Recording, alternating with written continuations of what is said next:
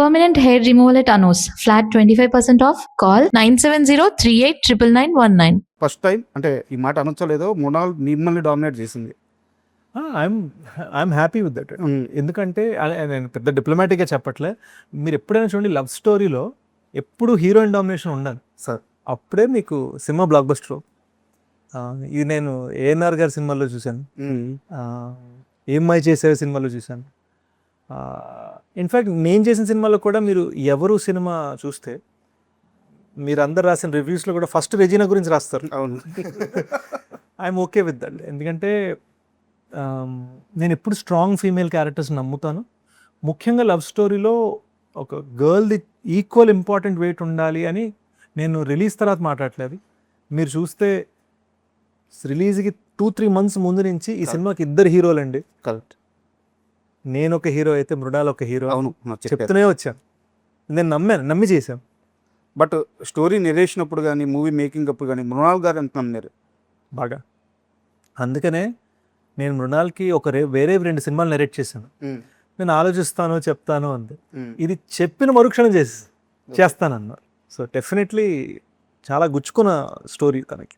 2010లో కర్మ అనే మూవీ తీశారు. బట్ ఆ సినిమాలో ఒక డైలాగ్ ఉంటుంది.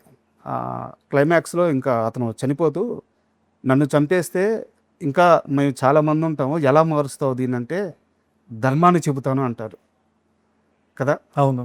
సో రైటర్గా అంత స్ట్రాంగ్గా ఉన్న మీరు తరువాత కాలంలో ఆ క్షణం వరకు రావడానికి చాలా పీరియడ్ బట్టి హిట్స్ ఫ్లాప్స్ అండి అంతే. నాకు క్షణం దాకా హిట్ లేదు.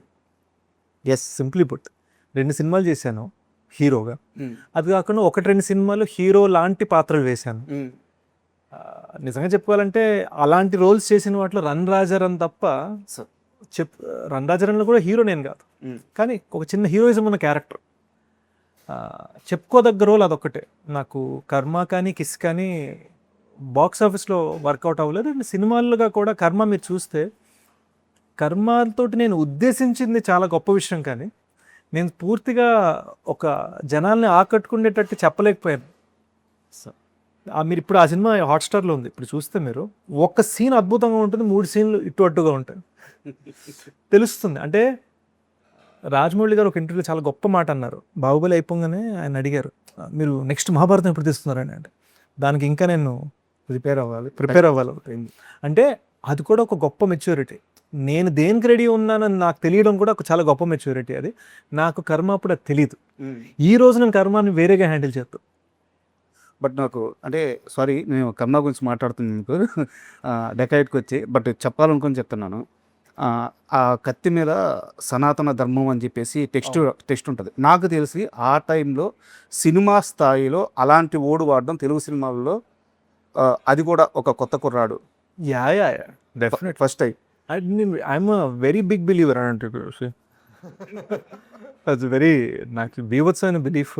అట్ ద సేమ్ టైం మనం ట్రెడిషనల్గా దేవుడిని ఎలా నమ్ముతాం, నేను అలా నాది మోర్ స్పిరిచువల్. అంటే శుక్రవారం అది చేయాలి, శనివారం ఇచ్చేయాలన్న దానికన్నా మోర్ స్పిరిచువల్ స్పేస్ నాది. అంటే అరుణాచలంకి వెళ్తే ఫస్ట్ రమణ మహర్షి ఆశ్రమానికి వెళ్తాను, శివాలయం కన్నా. అండ్ మీ డైరెక్టర్ గురించి ఒక క్వశ్చన్. యాక్చువల్గా ఇప్పుడు వీరేంద్ర సెహ్వాగ్ ఓపెనింగ్ చేస్తున్నాడంటే, అంటే నీకు క్రికెట్ తెలుసుంటే ఓకే, ఒక ధైర్యం ఉంటుంది. ఎందుకంటే మనకి స్టార్టింగ్ ఎక్కువ రన్స్ వచ్చేస్తాయని చెప్పి. అడివిశేష్తో మూవీ చేస్తున్నామంటే ఖచ్చితంగా ఒక ట్విస్ట్లు ఉంటాయి, మంచి స్క్రీన్ ప్లే ఉంటుంది, పక్కా సక్సెస్ ఫార్ములా మీరు ఆల్రెడీ క్రియేట్ చేస్తున్నారు, ఆడియన్స్ రిసీవ్నెస్ ఉంటుంది. ఇవన్నీ ఆల్రెడీ ఇక్కడ ఎస్టాబ్లిష్ అయిపోయి ఉన్నాయి. బట్ మీతో ఎక్కువ కాలం నుంచి ఆ డైరెక్టర్ ట్రావెల్ అవుతున్నారు. ఆయనకి మీరు ఒక పెద్ద టాస్క్ ఇచ్చినట్టే కదా ఇక్కడ జానర్ షిఫ్ట్ కొట్టి.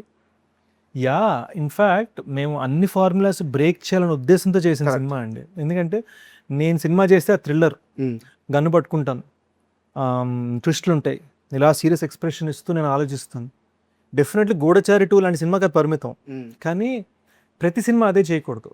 ప్రత్యేకంగా ఒక ప్రేమ కథ అని అంత గట్టిగా పెద్దగా రాసి మరి నేను ట్విస్ట్లకి వెళ్ళకూడదు, ఫీలింగ్కి వెళ్ళాలి, షాక్కి వెళ్ళకూడదు, సర్ప్రైజ్కి వెళ్ళాలి కరెక్ట్ అని గుచ్చి ప్రయత్నించిన సినిమా ఇది.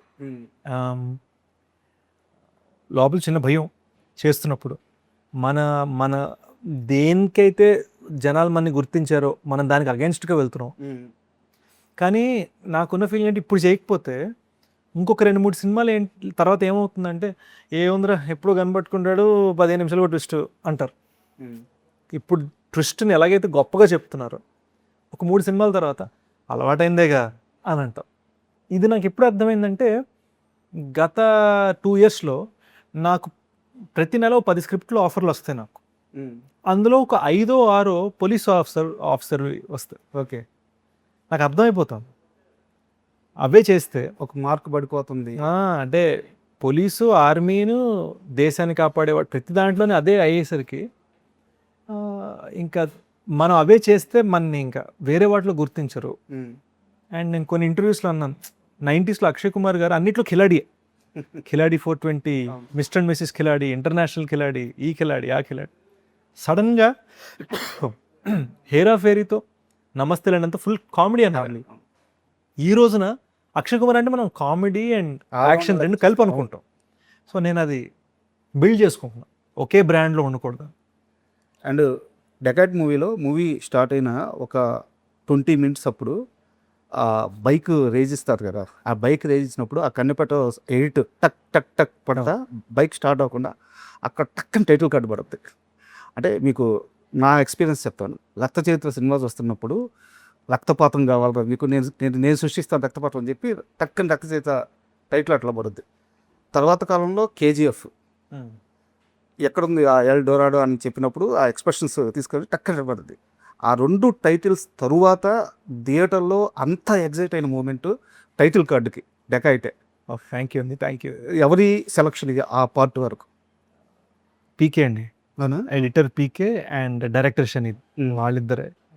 అసలు సుప్రియ గారి ఐడియా ఒరిజినల్గా కనిపెట్టు సాంగ్ వాడాలని. ఎందుకంటే నేను రోజు టీమ్ తోటి నేను సరదాగా నా ఎక్స్పీరియన్స్ షేర్ చేసుకుంటాను. కనిపెట్టు నేను చిన్నప్పుడు డాన్స్ చేసిన మొట్టమొదటి సాంగ్ అది అని. సో నా చైల్డ్హుడ్ జ్ఞాపకం అది. మరి దాన్నే మనం ఒక చిన్న కొత్తగా చేయొచ్చు కదా అని సుప్రియ గారి ఐడియా. మీరు చూస్తే అదే టైటిల్ కార్డ్ సీన్లో కింగ్ నాగ్ ఫ్యాన్స్ అని ఆటో మీద రాసి ఉంటుంది. చిన్న ఇంట్రెస్టింగ్గా కనిపెట్టు అని వాడేమో. అంత ఎక్కువసేపు ఉండదు సినిమాలో, బట్ బ్యూటిఫుల్గా చేయాలనిపించి. Correct. And at the same time మీరు చూస్తే సినిమా టైటిల్ డెకాయిట్ ఒక ప్రేమ కథ, ఒట్టి డెకాయిట్ కాదు. సో మేము ఈ సినిమాకి 2 టైటిల్ కార్డ్స్ ఇచ్చాం. అంటే నా ఉద్దేశం ఏంటంటే సినిమా బిగినింగ్లో డెకాయిట్ టైటిల్ పడుతుంది మీరు అన్న చోట, సినిమా లాస్ట్ షాట్ తర్వాత ఒక ప్రేమ కథ టైటిల్ కార్డ్ పడుతుంది. సో మేము 2 టైటిల్ కార్డ్స్ ఇచ్చాం, ఎందుకంటే జస్టిఫికేషన్ డెకాయిట్గా స్టార్ట్ అయ్యి ప్రేమ కథగా ఎండ్ అయ్యే సినిమా. అండ్ నేను ఇప్పుడు మాట్లాడేది నేను సినిమా గురించి మాట్లాడట్లేదు, శేషు గురించి మాట్లాడట్లేదు. లవ్ ఫెయిల్యూర్ అయిన ప్రతి వ్యక్తికి ఒక చిన్న ఫ్యాంటసీలు ఉంటాయి. అంటే ఇప్పుడు ఉదాహరణకు చెప్తాను, ఆడు సడన్గా ఏదో ఊరికి వెళ్తాడు, ఒక సెలవులకి వెళ్ళాడు అనుకోండి, ఆడికి ఎంతసేపటికి మైండ్లో ఈ ఊర్లో నా లవర్ కనిపిస్తే ఎట్టుంటుంది, లేకుంటే వాడు పెళ్ళి అయిపోయిన తర్వాత చాలా రోజులకి అక్కడ రోడ్డు మీద నా లవర్ కనిపిస్తే అమ్మాయి ఏమైనా ఇబ్బందులో ఉండి వెళ్ళి సాయం చేస్తే ఎలా ఉంటుంది. ఇలాంటి ఫ్యాంటసీలు లవ్ ఫెయిల్యూర్ అయిన ప్రతి ఒక్కరికి, వన్ సైడ్ లవ్ చేసే వాళ్ళందరికీ ఈ ఫ్యాంటసీలు అంటే చిన్న చిన్న కోరికలు తన ముందు ఇంప్రెషన్ తెచ్చుకోవడానికి. షేష్ సినిమాల్లో స్టోరీ లైన్స్ చూస్తే ప్రతిసారి ఐ మీన్ ఇన్నర్గా ఉంటుంది అది. ఎందుకు మీకు అంటే నాకు ప్రశ్న అర్థమవుతుంది, లవ్ ఫెయిల్యూర్ ఎందుకు ప్రతి సినిమాలో ఉందంటున్నారు? లవ్ ఫెయిల్యూర్ కాదు, ఆ లవర్కి హెల్ప్ చేయడం కానీ లేదా లవర్ గురించి ఆలోచించడం కానీ, బ్రేకప్ తర్వాత అంటే బ్రేకప్ తర్వాత కూడా ఆలోచించి ఒక బ్యూటీ ఉంటుంది అనమాట. చాలామంది యంగ్స్టర్స్ అంటే నేను ఆ బిటర్ స్వీట్ పెయిన్ అనుభవించాను. ఓకే, ఫస్ట్ యూఎస్లో ఉన్నంతకాలం, యూఎస్లో 20 years ఉన్నా, యూఎస్లో ఉన్నంతకాలం నాకు 2 రిలేషన్స్ ఉన్నాయి. ఈ 2 రిలేషన్స్ కూడా ఒకటి లవ్ ఫెయిల్యూర్, ఒక అమ్మాయితో బ్రేకప్ అయిపోయింది యూనో కొన్ని వేరే రీజన్స్ వల్ల. బట్ రెండిట్లో నేను ఫెయిల్యూర్ ఎందుకు ఫీల్ అయ్యానంటే రెండో అమ్మాయితో ఎవరితో బ్రేకప్ అయిందో తను చనిపోయింది. So I was not able to take that. మనం బ్రేకప్ అయినా అవ్వకపోయినా వాళ్ళు కరెక్ట్. అండ్ ఎవరితోటైతే లవ్ ఫెయిల్యూర్ అయిందో తన మ్యారేజ్ నా పుట్టినరోజు నాడు అయింది. సో అది ఎక్కడో ఉండిపోయింది నాకు. అండ్ లక్కీగా నాకు ఒక 10-15 ఏళ్ల తర్వాత తెలిసింది ఏంటంటే తన మ్యారేజ్ నా బర్త్డే నాడు అనుకున్నారట, దానికి 1 వీక్ తర్వాత చేశారట. And for more videos, Please subscribe to iDream. Please subscribe to iDream. Please subscribe iDream. And please subscribe to iDream. For more videos, subscribe to iDream. please like, share and subscribe to the channel. Congratulations, iDream. Subscribe to iDream. Subscribe to iDream. So subscribe to iDream Media. iDream team అందరికి huge congratulations. Please subscribe iDream Media. Please subscribe to iDream. Subscribe iDream. Please subscribe to iDream. iDream అంటే నా కళల ఛానల్ను subscribe చేసుకున్న నోరు తిరుగుతలేదు, మీరైతే గంట గుర్తు కొట్టండి. For more such videos, please subscribe to iDream. Subscribe to iDream. Please subscribe to iDream. Please subscribe iDream Media. Please do subscribe to iDream. Please subscribe to iDream Media. For best entertainment and information, please subscribe iDream. And don't forget to subscribe to iDream.